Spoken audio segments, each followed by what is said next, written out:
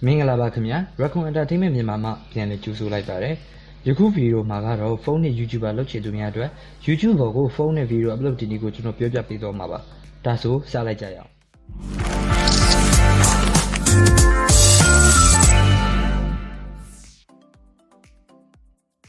ပထမဦးဆုံးတော့ဖုန်းတွေက YouTube application နဲ့ကိုဝင်ပါမယ်အထက်ကိုရောက်သွားပြီဆိုလို့ရှိရင်တော့ကျွန်တော်အခုမြားလေးနဲ့ပြထားတဲ့ video icon လေးကိုနှိပ်ကြည့်လိုက်ပါအောက်နားမှာကတော့ video upload လား go လိုက်လားဆိုပြီးတော့ YouTube ကမေးလာပါလိမ့်မယ်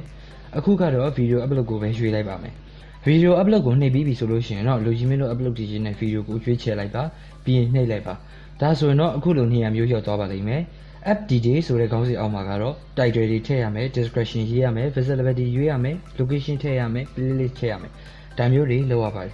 ကျွန်တော် title ကဆက်ရှင်းပြပါမယ်title ဆိုတာကတော့လူကြီးမင်းတို့ဗီဒီယိုရဲ့ခေါင်းစဉ်ပဲဖြစ်ပါတယ်လူကြီးမင်းတို့ကြိုက်တယ်လို့တက်လို့ရပါတယ်ဒါပေမဲ့ဗီဒီယိုကတစ်ခုခေါင်းစဉ်ကတစ်ခုဖြစ်နေရင်တော့ YouTube AI ကမိတဲ့အခါလူကြီးမင်းတို့ဗီဒီယိုကိုဖြုတ်ချပစ်ပါလိမ့်မယ် YouTube AI ကအင်္ဂလိပ် server ဆိုပေမဲ့အထင်မသေးပါနဲ့တခါတလေမိသွားလို့ဖြုတ်ချလိုက်တဲ့ဗီဒီယိုတွေအများကြီးကိုကျွန်တော်တွေ့ဘူးပါတယ်ဒါကြောင့် title ကိုလည်းတိကျလေးထားပြီးပေးပါဒါဆိုနောက်တစ်ခု description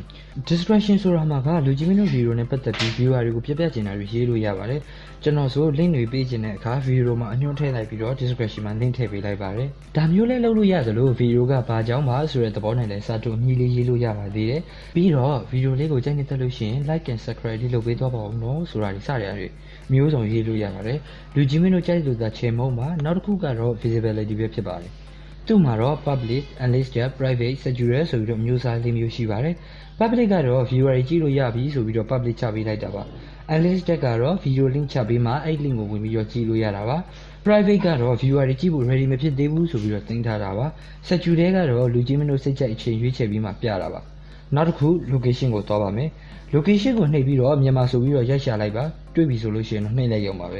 ဲနောက်တစ်ခုကတော့ playlist ပါplaylist ဆိုတာကတော့ video တွေအများကြီးတွေကအမျိုးအစားပြန်ခွဲပေးတာပါဒါဆိုနောက်တစ်ဆင့်ကိုသွားပါမယ် next ဆိုတာလေးကိုနှိပ်လိုက်ပါအဲ့မှာ audience ဆိုပြီးတော့နှစ်မျိုးဖြစ်ရပါတယ်ပထမတစ်ခုကတော့ is this video made for kids တဲ့လူကြီးမင်းတို့ဗီဒီယိုကကလေးတွေအတွက်လားတဲ့ဟုတ်တယ်ဆိုလဲဟုတ်တယ်ရွေးချယ်ပါမဟုတ်ဘူးဆိုလဲမဟုတ်ဘူးရွေးချယ်ပါဘာမှမဖြစ်ပါဘူးဖြစ်တာကတော့ကလေးတွေအတွက်ပါဆိုပြီးတော့လူကြီးမင်းတို့ရွေးချယ်လိုက်တာမှဗီဒီယိုမှာ80+ cents တစ်ခုခုပါရက်ခဲ့ရင်တော့လူကြီးမင်းတို့ channel ကို YouTube က ban ပါလိမ့်မယ်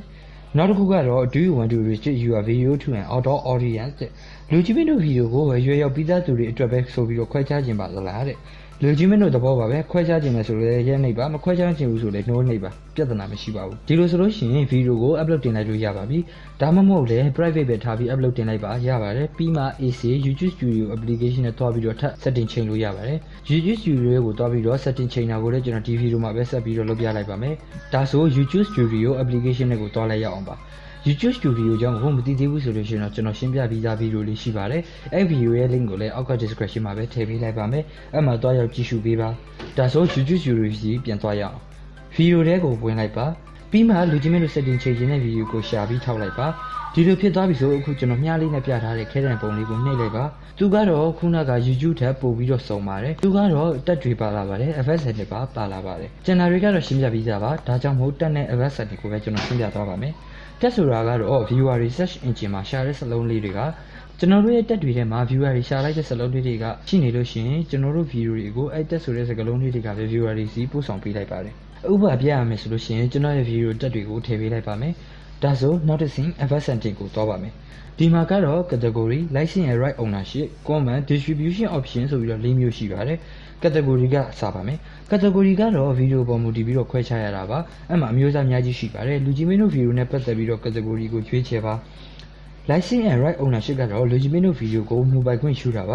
သူ့မှာကတော့ standard YouTube license and creative commons ဆိုပြီးတော့နှစ်မျိုးရှိပါတယ် standard YouTube license ကတော့တခြားလူဘယ်သူမှယူသုံးလို့မရအောင် mobile ခွင့်တင်လိုက်တာပါ creative commons ဆိုတာကတော့လူတကာယူသုံးလို့ရပါတယ်လူကြီးမင်းတို့သဘောပါပဲစိတ်ကြိုက်တာရွေးချယ်လိုက်ပါသူ့အောက်မှာကတော့ comment ပါလူကြီးမင်းတို့ video အောက်မှာ comment message နေတာလားအလား comment ကိုဖွင့်ထားလိုက်ပါမ message ရင်တော့ပိတ်ထားလိုက်ပါ user can view rating for this video ဆိုတာကတော့ viewer တွေကလူကြီးမင်းတို့ video ရဲ့ rating ကိုကြည့်နိုင်တာတဲ့ဒါလည်းလူကြီးမင်းတို့သဘောပါပဲမြင်စီခြင်းဖွင့်လိုက်ပါမမြင်စီခြင်းပိတ်လိုက်ပါ distribution option ကတော့ဒီတိုင်းပဲထားလိုက်ပါပြဿနာမရှိပါဘူးဒီလိုဆို video upload တင်ဖို့အဆင်ပြေပြီးချင်ပါတယ် setting တွေအားလုံးလည်းရှင်းပြပြီးသွားပြီမို့လို့ video လေးကိုကျွန်တော်ဒီမှာပဲအဆုံးသတ်လိုက်ပါတော့မယ်အဆုံးထိကြည့်ပြီးတဲ့အတွက်လည်းကျေးဇူးအများကြီးတင်ပါတယ် တဘောချနဲ့တက်တယ်ဆိုလို့ရှိရင်လည်း like and subscribe လေးလုပ်ပေးသွားပါဦးနော်အထူးကျေးဇူးတင်ပါတယ်ခင်ဗျာနောက်ထပ်ဗီဒီယိုများမှပြန်လည်ဆုံတွေ့ပါမယ်နော်